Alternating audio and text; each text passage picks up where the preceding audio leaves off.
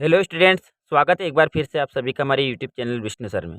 देखिए, आज की वीडियो में हम चर्चा करेंगे कक्षा 7वीं के लिए जो लर्निंग आउटकम्स पर आधारित जो लर्निंग गैप सामग्री दी हुई है, उसके अंतर्गत हम कक्षा 7वीं में आज विज्ञान विषय में अध्याय 4 वस्तुओं के समूह बनाना, इस पर चर्चा करेंगे।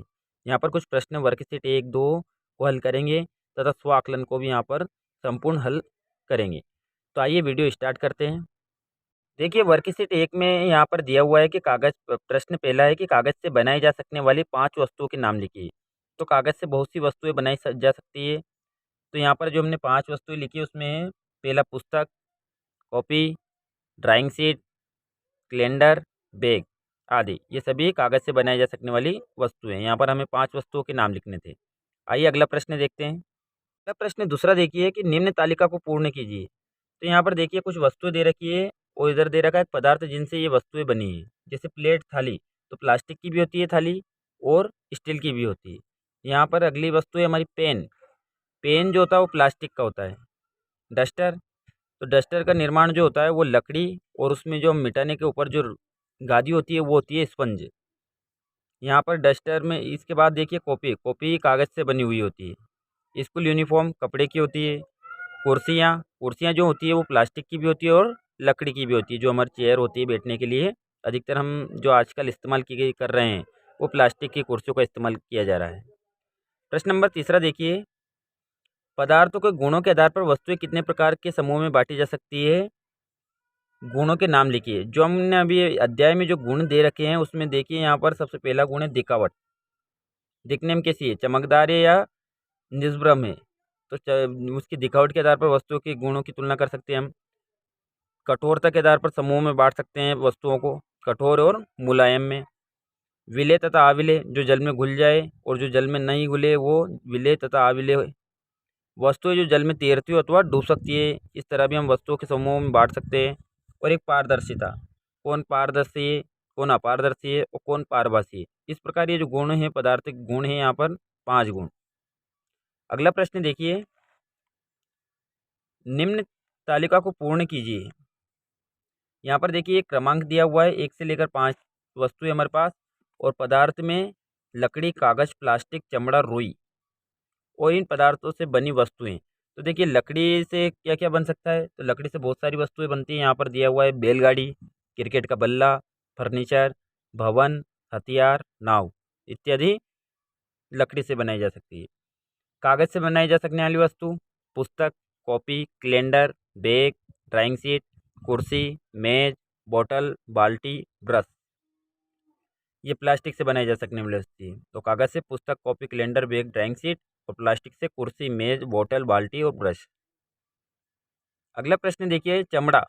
चमड़े से जो बनाई जा सकने वाली वस्तु है जूता, कपड़ा, दस्ताने, कमरबंद जो बेल्ट होता है हमारा, और फर्श। आगे देखिए, रुई से बनाई जा सकने वाली 5 वस्तुएं। तो रुई से बनाई जा सकने वाली 5 वस्तु हो जाएगी वस्त्र, पूजा की बत्ती, औषधि में भी काम आती है रुई, पेंट्री और रुई गद्दी। इस प्रकार हमने इन वस्तुओं से बनाई जाने वाली जो पदार्थ होते हैं उनसे बनाई जाने वाली वस्तुएं हैं। आइए अगला प्रश्न देखते हैं। प्रश्न 5वां देखिए कि नीचे कुछ वस्तुओं तथा पदार्थों के नाम दिए गए हैं। जैसे जल, टेनिस बॉल, संतरा, बेल्ट, चीनी, पेन, चश्मे की डंडी, जूता इत्यादि। इनमें से हमें वर्गीकृत करना है, इन समूह में बांटना है। तो पहला दिया हुआ है खाद्य पदार्थ और अखाद्य पदार्थ, जो खाने योग्य है और जो नहीं खाने योग्य है। खाद्य पदार्थ में यहाँ पर देखिए जल, संतरा और चीनी हो जाएगा। अखाद्य पदार्थ में टेनिस बॉल, बेल्ट, पेन हो जाएगा, यहाँ पर चश्मे की डंडी, जूता। प्लास्टिक की वस्तु इनमें से, तो पेन और चश्मे की जो डंडी है वो प्लास्टिक वस्तु हो जाएंगी। और चमड़े की वस्तु में हो जाएगा बेल्ट और जूता। आइए वर्कशीट 2 को हल करते हैं। देखिए वर्कशीट 2 में दिया हुआ है प्रश्न पहला कि निम्नलिखित में से चमकदार पदार्थों का चयन कीजिए। यहाँ पर कुछ पदार्थ दिए हुए हैं, कांच का प्याली है, प्लास्टिक का खिलौना है, स्टील का चम्मच है, जूती सूती कमीज है और सोने की बाली है। इसमें जो चमकदार होगी वो कांच की प्याली, स्टील का चम्मच और सोने की बाली। प्रश्न नंबर दूसरा देखिए, पारदर्शी तथा अपारदर्शी को 2-2 उदाहरण देकर अंतर स्पष्ट कीजिए। तो देखिए सबसे पहले पारदर्शी। तो पारदर्शी वे वस्तुएं जिनसे होकर आर पार देखा जा सकता है वो पारदर्शी कहलाती है। जैसे उदाहरण के लिए कांच, जल, वायु, इनके हम आर पार देख सकते हैं। आइए अपारदर्शी के बारे में। अपारदर्शी वे वस्तुएं जिनके आर पार नहीं देखा जा सकता वे अपारदर्शी कहलाती है। उदाहरण के लिए जैसे लकड़ी, लोहा, जिनके हम आर पार नहीं देख सकते वो अपारदर्शी। प्रश्न नंबर तीसरा दिया हुआ है कि जल में तैरने वाली वस्तुओं की सूची बनाइए।